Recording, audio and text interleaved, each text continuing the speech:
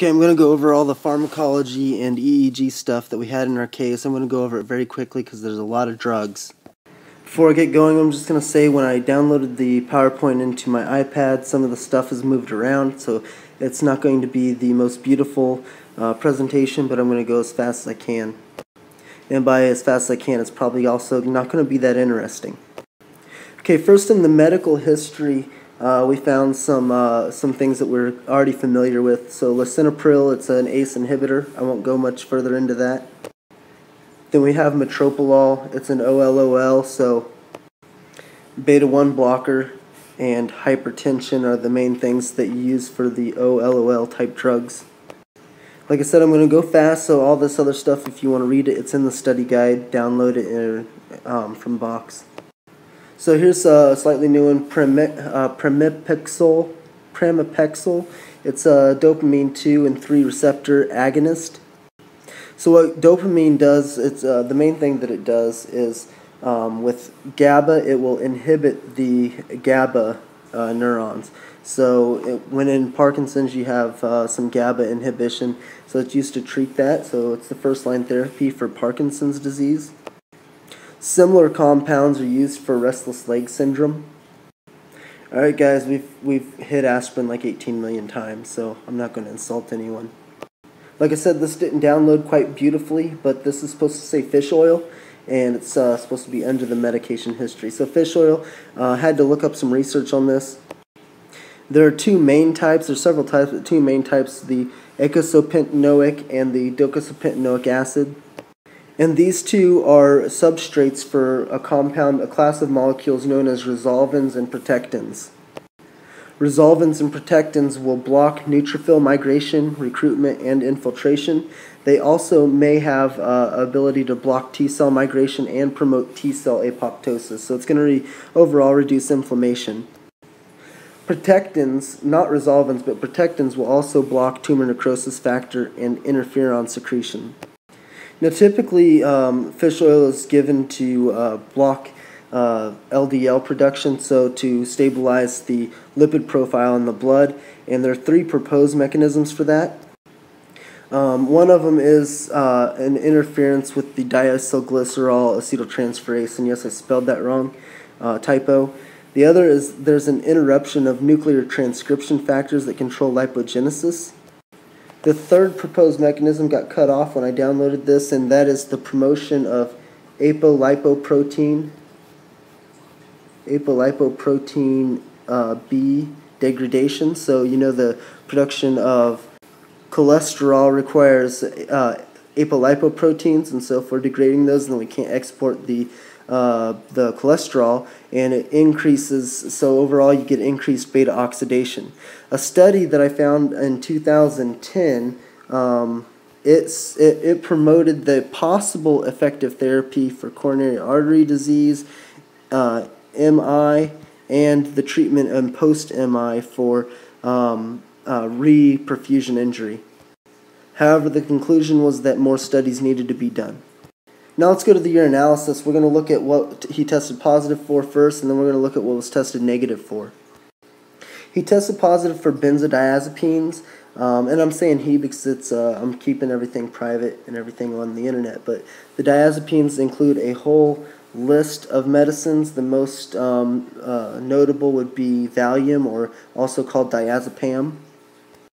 So what they do is they're going to bind to GABA. They're not actually going to activate GABA. They're just going to make GABA more activatable by, so they're going to bind to GABA-A, GABA-A, and they're going to make GABA-A receptor more excitable from GABA. So it's going to increase GABA's ability to excite GABA-A. And since GABA-A is a chloride channel, it's going to increase the chloride hyperpolarizing the cell. Some of the main things it does, it suppresses the brainstem reticular activating system, so you get sedation and amnesia, you get loss of consciousness, and suppression of reflexes. It's also has anticonvulsant and muscle relaxation properties. So benzos do not directly activate the GABA A receptor, so they have a larger therapeutic window than barbiturates. That's what I got from the farm cards, but I also saw that barbiturates do not directly activate GABA either, so I'm not sure exactly what the logic for saying it like that in the farm cards was. It's used to treat status epilepticus. It's a sedative hypnotic. It's an anxiolytic, so reduce anxiety. Prophylactis for ethanol withdrawal. So if somebody's trying to quit drinking, they would you could give them a benzos. And it's also used for anesthesia induction. So it's going to depend on which one of these specific benzos you are using, and it's going to depend on the dose. So the next thing he tested positive for was opiates. I have a list on the next slide. Besides what's on the next slide, these are also going to include oxycodone, hydrocodone, which you get Vicodin, Percocet, and Percodan, and propoxyphene from. And so most of these drugs listed here are just combinations of an opiate with Tylenol or with ibuprofen. And just as a note, dextromethorphan, it is a D-isomer of the methylated opioid, but it has no CNS properties. It has no analgesic or addictive properties, so it's used over the counter as an antitussive. Now, how do opioids work? So there's different opioid receptors. I'm going to highlight the mu and the kappa opioid receptors. So the nociceptive neurotransmitters, they stop the calcium from entering into those, so they can't release their neurotransmitters, and it inhibits that way. Also on postsynaptic cells, so that's presynaptic. On postsynaptic cells, it increases the potassium conductance, so potassium can leave the cell, hyperpolarizing it. Kappa basically works the same way, except the receptors for kappa are primarily spinal cord, and mu are primarily supraspinal. And finally, I want to point out diphenoxylate is a mu opioid opiate, and the thing is, it's very poorly absorbed in the body, so you can use it to target the GI motility. So here's a list. It's in the study guide. You can look at it. You can study it, whatever you want to do. Next we have amphetamines. Amphetamines get taken up into presynaptic neurons, and once they're inside the presynaptic neurons, they cause the release of dopamine and serotonin. This is used for ADHD, depression, narcolepsy, other stuff, and used to transiently boost performance. In some cases, it's been used in the past. It's been used as an appetite suppressant to treat obesity. I'm not sure if that's still being done. The antidote, you just want to acidify the urine as much as possible so you can increase secretion. There's also treatment with antipsychotics if you have an overdose or an adverse reaction. And I can't remember if I pointed out, but I'm looking at the urine screen that is negative. So these are things that are negative right now. Next thing that was negative is cocaine. So cocaine, so first of all, norepinephrine and epinephrine are catecholamines, and so what cocaine does is it blocks the reuptake of catecholamines. So you're increasing the concentration of norepinephrine and epinephrine in the synapse. Cocaine is has a stronger effect on norepinephrine than on epinephrine. The only clinical use that I could find is as a local anesthetic, so all of these other things, you don't want to use it for that. Crack, you may have heard of, is the free base form of cocaine, so you can actually smoke that instead of whatever you do with cocaine. Another thing to point out is that with cocaine, the dosage is going to depend on the effect. So you can have decreased heart rate or you can have increased heart rate. You can get a bunch of different things. And so as far as the mechanism of action, the local anesthetic, it's just blocking sodium ion channels and decreasing nerve conduction. So barbiturates are very closely the same as benzodiazepines.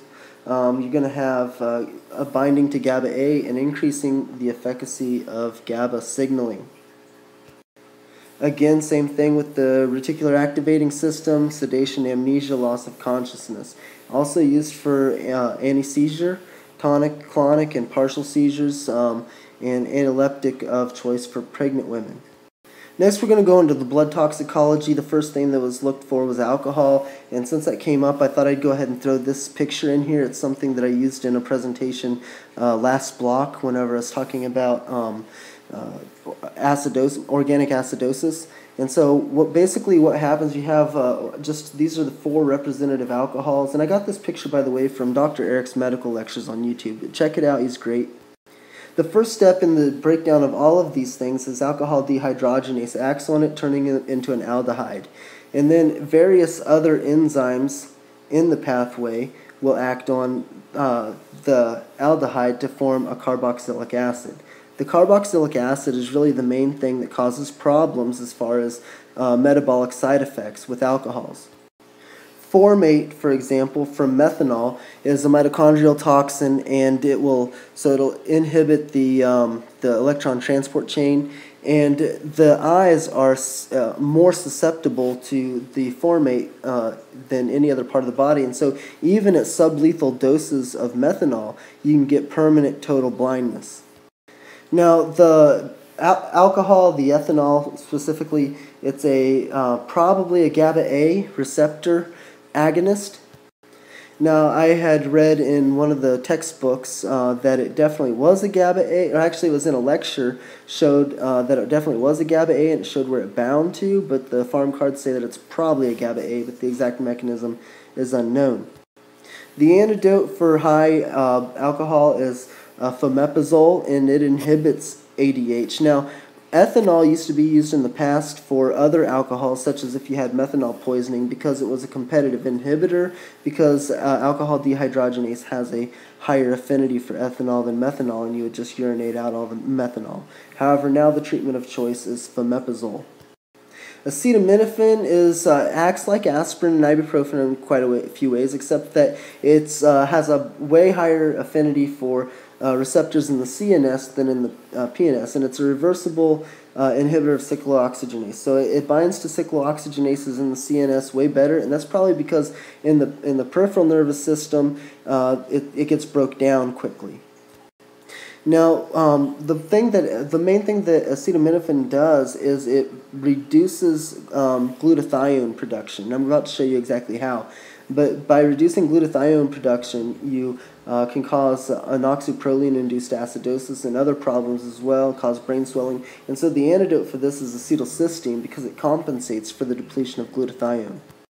So here we have the mechanism that Tylenol has on glutathione. So this cycle, I can't remember exactly what the cycle is called, but you have gamma-glutamylcysteine. And so gamma-glutamylcysteine gets converted into glutathione typically, but Tylenol or acetaminophen will block that right here. And so what happens is that gets routed through a different pathway to reproduce 5-oxyproline, and 5-oxyproline will go on to cause acidosis. And a lot of the problems that you get with acetaminophen is from reduction of glutathione. So ketamine, I think we all kind of knew what it was for, is to put them out. I figured that out from watching House a couple of years ago, but ketamine, the mechanism of action, it's a PCP derivative, and it inhibits, or probably inhibits, NMDA signaling. The next thing we had, so we're looking at the treatment of the patient right now. So the first thing was ketamine. The second thing in patient treatment is Midazolam, and it's basically, just go back and look at what I said about benzodiazepines. It's a short-acting and potent benzo. Amantadine is a really cool, interesting molecule. It has an adamantine backbone, and it has a little side group, and it's been used as both an antiviral and anti-Parkinsonian. Originally, I believe it was used as an antiviral, and later accidentally discovered that it was good for Parkinson's. I don't believe it's used for the antiviral any longer because of the FDA. So anyhow, it has two different mechanisms of action. So for Parkinson's, it's a weak NMDA agonist, and it blocks the reuptake of dopamine. So it increases dopamine, and it increases dopamine release. So it's doing three things to help Parkinson's. With the antiviral effect, what it would do is influenza specifically, when it gets taken up into a cell, it gets taken up into a vacuole that gets highly acidified, and those vacuoles have M2 proton pumps on them, and the acidification allows the release of the ribonucleoproteins. And so what amantadine would do is it'll block the M2 proton channel so that the ribonucleoproteins can never be released, and so that would prevent viral replication. Okay, it's giving coenzyme Q10. The coenzyme Q10 is already in our body. It's a transporter in the mitochondria. It helps regulate NADH and succinate dehydrogenase, so it allows a reversible reaction between the two.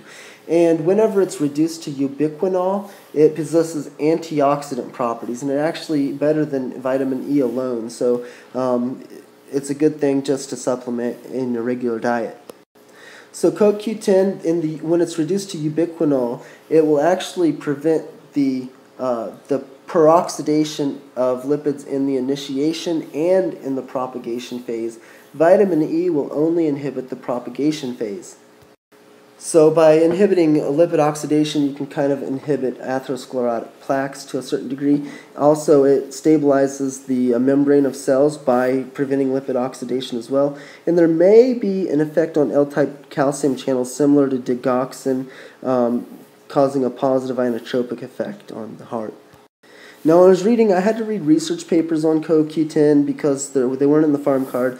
But the biosynthesis of this is regulated by HMG-CoA reductase, and so that's also what we use reductase inhibitors for high cholesterol. So, and it pointed out in these research papers that it's very similar to cholesterol production. So my own conclusion from that is, therefore, those on inhibitors may need supplements. That's my conclusion. I didn't find a research paper that said that. It's used in the clinical setting for angina, hypertension, and CHF.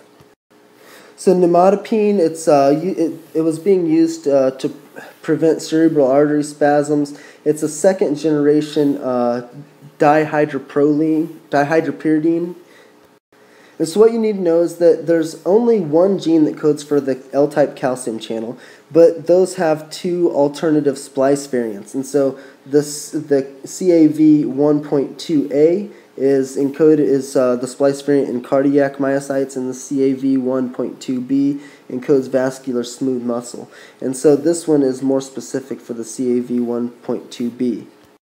And so I put a note about first generation DHPs, and I'm pretty sure you recognize nephetipine. And there was also some notes in the research about causing peripheral edema. So the edema we saw in the patient may have been caused by the nimodipine. Now I have this one misspelled actually. It's supposed to be Tetrahydrobiopterin. And Tetrahydrobiopterin, or BH4, it's a cofactor for a couple of enzymes. First, it's a cofactor for an enzyme that degrades phenylalanine. The other one is it's a cofactor for enzymes in the biosynthesis of serotonin, melatonin, dopamine, norepinephrine, epinephrine, and nitric oxide. So you probably listened to the article that Julie posted from Radiolab, and it gives the background that rabies may have a huge effect on neurotransmission. The exact mechanism that rabies is acting in the brain is unknown.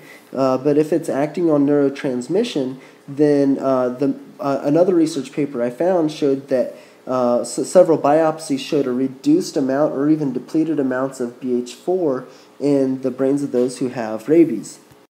And it's believed that perhaps rabies is reducing the BH4, and that's how it's affecting all of the neurotransmission pathways. And so by supplementing that, then perhaps we can overcome what rabies is doing. On another mention, one research paper I read showed that nitric oxide deficiency was the probable cause of death in one patient that died of rabies. And that would support the BH4 hypothesis. So muscarinic receptors, these are G-protein coupled receptors, and there's several subtypes. Atropine is non-selective, so it'll act on all of them. So it's an antagonist, so M1, M2, M3, M4, and M5. And I have listed here more about how each of those things are typically work and what blockade will cause the blockade. For example, of M1 will cause confusion, delirium, and acid secretion in the parietal cells. So you can read more about that. But so what is it used to treat for? It's used to treat bradycardia and vagal hyperactivity. It's also used to cause mydriasis or dilating the pupils, although seems to be a treatment of the past and it's been replaced by other things. One thing that I think may be high yield is the side effects of this, and we're given a little mnemonic: red as a beet, blind as a bat, dry as a bone, hot as a hare, mad as a hatter. And what that's referring to, so red as a beet, there's dilation of the superficial vessels called atropine flush. Blind as a bat, you get blurred vision, and so dry as a bone, you get decreased secretions. Hot as a hair, you get hyperthermia from atropine fever. It's caused by reduced sweat. And then delirium and hallucinations is mad as a hatter. I pointed out the other day in lab that in the military we were told to take atropine and 2-PAM chloride injections for CBR attacks, and I did some research on that. It was specifically nerve agents, and nerve agents are a specific class of organophosphates. And what organophosphates do, of course the name has phosphate in it, they're going to phosphorylate acetylcholinesterase. Without acetylcholinesterase, you get a buildup of ACH in the synaptic cleft, and that causes a cholinergic crisis. So the symptoms of the cholinergic crisis are the exact opposite of the symptoms of atropine. So you get meiosis instead of midrosis. You get increased salivation, sweating, bronchial secretions, etc. So just look at the mad as a hatter mnemonic and do the exact opposite. So how does atropine and 2-PAM chloride do that? So if you have an increase in muscarinic agonists, you block the receptors with atropine. And also, if you have a loss of acetylcholinesterase, 2-PAM chloride has a higher affinity for phosphate, so it will regenerate the acetylcholinesterase by removing the phosphate. So 2-PAM chloride will only have an effect on organophosphate poisoning. And I actually looked up the 2-PAM, it's prelidoxamine chloride. I'm not sure where the number 2 comes from, so. The next treatment we saw was dopamine. I'm going to talk about why dopamine versus dobutamine here in a second. Dopamine has an effect on D1, beta-1, and alpha-1 adrenoreceptors, and so I put a little bit about each of those right here.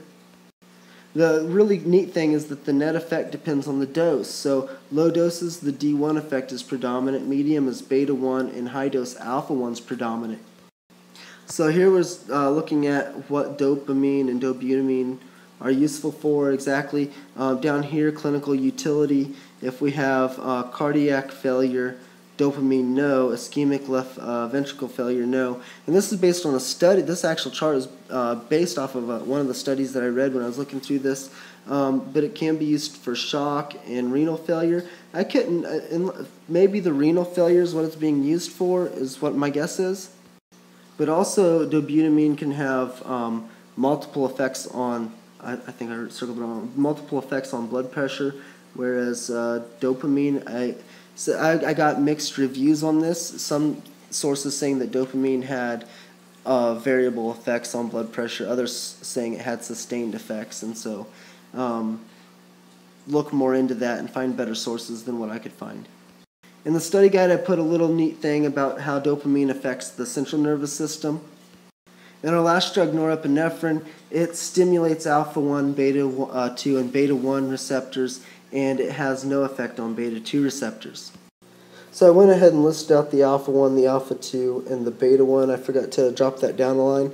But anyhow, beta-1, the thing you're going to look at is increased heart rate and inotropy. But what you want to watch out for is that it increases the workload on the heart because there's no beta-2 effect. So there's no vasodilation. And so that can increase your chance of an MI. And that without the beta-2 effect, you have the alpha-1, which contracts the smooth muscle. And the contraction of the smooth muscle actually going to increase the blood pressure even that much more. I think that's where we're going for. The thing I'm just pointing out is that you have to be careful with using norepinephrine because it can precipitate a myocardial infarction. EEG stuff really quick. Ictal and interictal. Ictal means it's related to a seizure. Interictal means periods between seizures. So what is burst suppression in the pattern that you see? So basically what it is, you're going to have brain waves and then no brain waves. Brain waves, no brain waves. And it's usually seen in patients with inactive brain states from anesthesia, coma, or hypothermia. The bursts happen from extracellular calcium. So when you have extracellular calcium, you can release neurotransmitters and your brains can work. However, whenever your brain is really severely slowed down, it doesn't replace that extracellular. Whenever the calcium moves into the cell, it doesn't replace it fast enough. So you get this period where there's no extracellular calcium, and it inhibits synaptic transmission. Then after a few minutes, the neurons restore the calcium and the cycle occurs again. As the brain becomes more inactive, the bursts become shorter, and the suppression period becomes longer. And so that's actually what we've seen. We started at inverse intervals of 3 seconds, and then we had, and that was at 0.2, and then at 0.430 we had 6 seconds, and so it was increasing, the brain was becoming increasingly less active. Then as a refresher for the different waves, we saw some theta and delta wave jargon in this case, and theta wave being light meditation and sleep, and delta being deep sleep.